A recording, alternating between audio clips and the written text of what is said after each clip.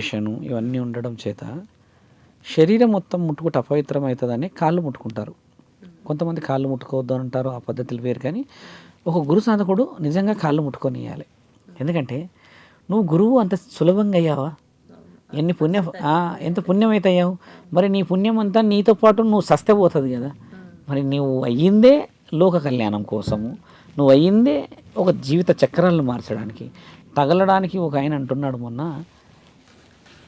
ఎవరమ్మ సొమ్మని తగులుతున్నావు అని అంటున్నాడు.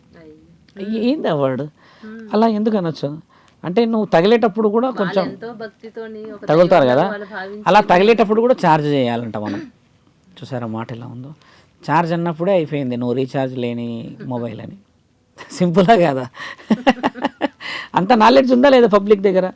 ధర్మం, ఇతిహాస పురాణాలలో ఏం చెప్తాయంటమ్మా, మనం గొప్ప అని చెప్పుకున్న ప్రతి ఒక్కడు ఎంత గొప్పడో మనస్సాక్షికి తెలిసి ఉంటుంది.